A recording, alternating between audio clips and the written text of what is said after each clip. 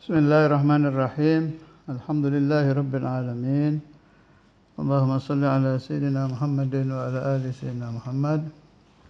Amma ba'd. Surat Yasin ayat ke-18.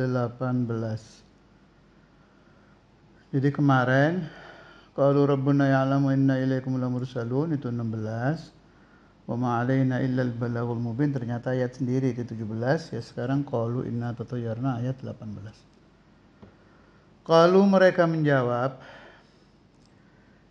mereka penduduk desa itu ya.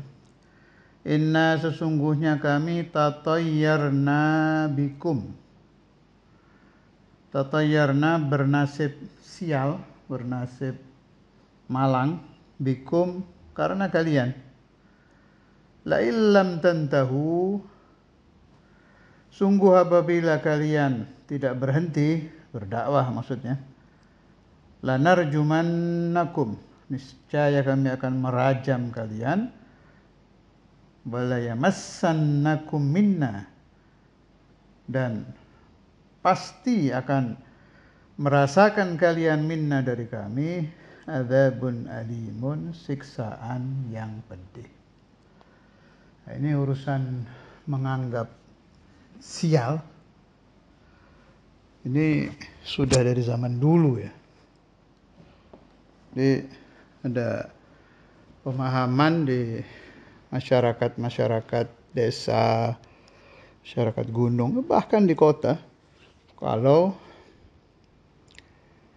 saya mempunyai pembantu si A,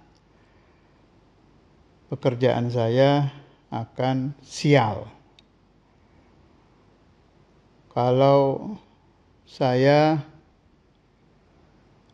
belajar dengan Syekh Fulan, Kiai Fulan, saya akan sial. Apabila saya dagang di jalan titik-titik, perdagangan saya akan sial. Pemahaman sial ini yang saya pahami, kalau iktikad, yakin ya, bahwa pencipta sial itu daerah A, atau kedatangan si A, murni pencipta sial itu sudah murtad, sudah jelas.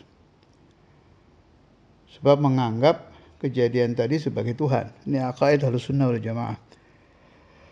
Kalau iktikad saya punya pekerja fulan, dengan Allah kerjasama sehingga saya sial, itu musyrik.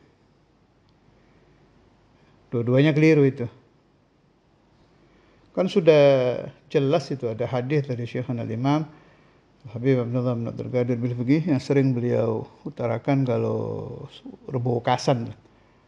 La adwa wala tiyarata wala hamata wala sofar itu. Tidak ada penyakit yang menular dengan dirinya sendiri. Tidak ada burung yang menjadi tanda kesialan. Tidak ada bulan, hari, apa sajalah yang bisa menciptakan sial. Pencipta hanya satu, Allah Subhanahu wa ta'ala.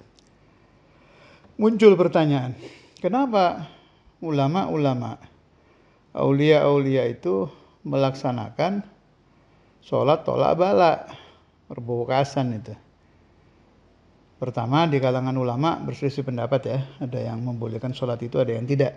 Tapi jelas kita pakai pendapat yang membolehkan. Sebab guru-guru kita memakai qaul bahwa sholat perbukasan memang diamalkan menjadi salah satu amalan yang langgeng dijalankan oleh Ahlussunnah wal Jamaah.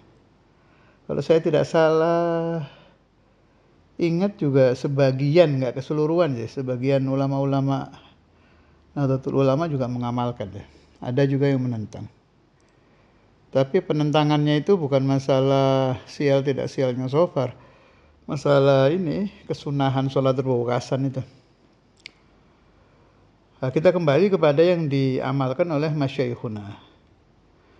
Malah kalau Syekhuna Imam kan menerangkan ada sekian ratus ribu itu. Kalau saya nggak salah ingat 320.000 bala, ada yang bilang 400.000 sekian, ada yang bilang 800.000 sekian. Alhasil ratusan ribu. Nah, kenapa mereka tetap mengamalkan ini? Loh, ini yang dipermasalahkan. Qalu inna tatayyarna bikum, penduduk desa Antokia yang anti kepada utusan-utusan Nabi Isa itu menganggap sial para utusan itu, dan jelas itu sifat yang sangat tidak baik. Kalau dikiaskan, shofar ini bukan masalah masyarakat menganggap sialnya, enggak. Iktikad bahwa shofar menciptakan bala, itu yang keliru.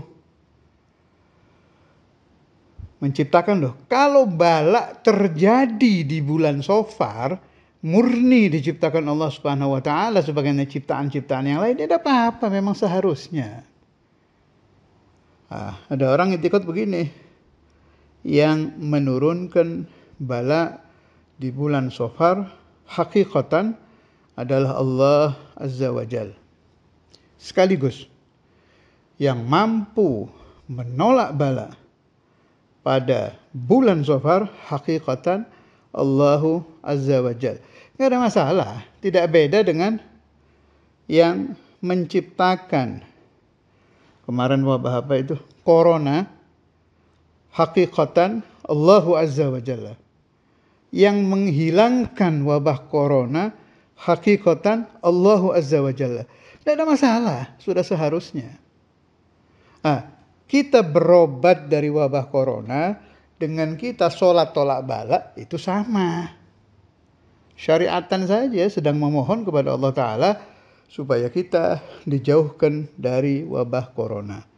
Supaya kita dijauhkan dari bala shofar. Itu sahih. Tidak ada masalah kalau itu.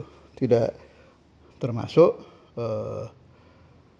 seperti yang dilakukan oleh ahlu Antakiyah. Sallallahu alaihi wasallam Muhammad wa ala alihi wa sahbihi wasallam. Walhamdulillahirabbil alamin.